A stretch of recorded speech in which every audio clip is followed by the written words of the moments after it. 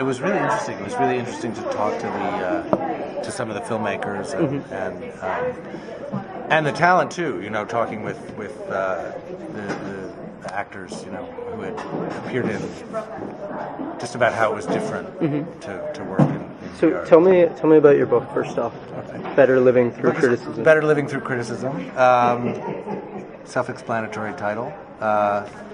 Criticism is what makes us smarter, better thinkers, teaches us to take our experiences seriously and value the works of human imagination as we should. So I wrote this book not really to defend my own job or to explain what I do for a living, but really to think about art and beauty and how we understand those experiences in our lives.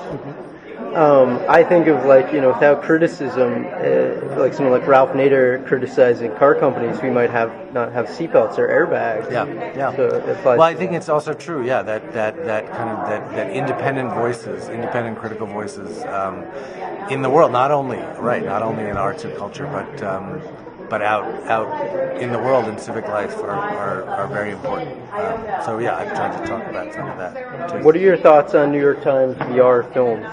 I'm for them. If they can, anything that can keep the thing going and produce, new ways of bringing people information and telling stories, and also support the old-fashioned ways of doing it, like the kind I like, is a good thing. And I think it's wonderful to work at a place that's so adventurous in that way. That's trying to to use its traditions of journalism in these new ways, with these new technologies. I mean, it's sort of tricky because a lot of people say it will kill the theater-going experience, because how do you watch one of these films? But I've also seen those 6 projector setups, so What is your take on that? Do you think people will ever watch a VR film in a theater? Well, it's funny. I've gone to screenings of VR films, which are very funny to see, because it's basically people kind of going like this, each one in their own little box, which is not really a theatrical experience.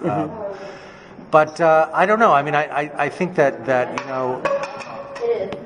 theatrical. It's a slightly separate question, but movie-going is a remarkably durable cultural activity. I mean, movie going was supposed to die out, every decade since 1949 when television, and it doesn't, because people actually like to leave the house. They like to sit in the dark. They like to watch trailers. They like to eat popcorn.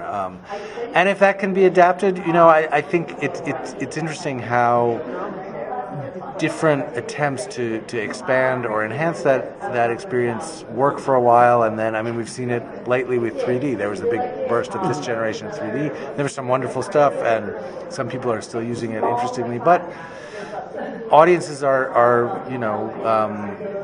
paying that upcharge less than half the time when a movie is available in 2D and 3D. So I don't know about VR. I think the burden is always on the creative people, and whether who makes the first great work of art or really exciting film that everyone feels like they have to go out and see in this 360 I've format. just heard that the lines at Sundance were longer for these VR films than for standard narrative, and as a filmmaker, I'm just enamored by it, because all of a sudden all the tricks that I've gained over the past 10 years of DV and digital taking off, all of a sudden you don't have a boom operator, you don't have Video Village, all that needs to be hidden. So it makes it a lot more challenging for the camera people, the director, but also I think for the actors it brings it back to a theatrical level, where they have a lot more to play with all of a sudden. and they're in the round.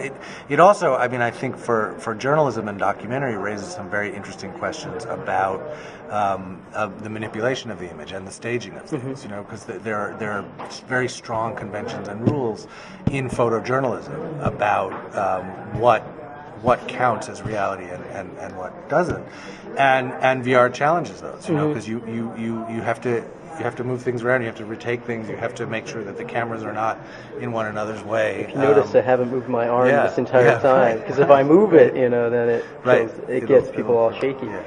I've noticed that you can't really do cuts either, otherwise it's all just jump cuts. So you need to transition with fades. But I highly suggest you check out my YouTube channel. There's lots of cool little time-lapse videos on there too, and it's like a virtual tour of my life in many ways. Great. Well, thanks. I'll check it out. Yeah, thank you very much. All right. And talking with you. I look forward to the talk in the book. Okay. Thanks.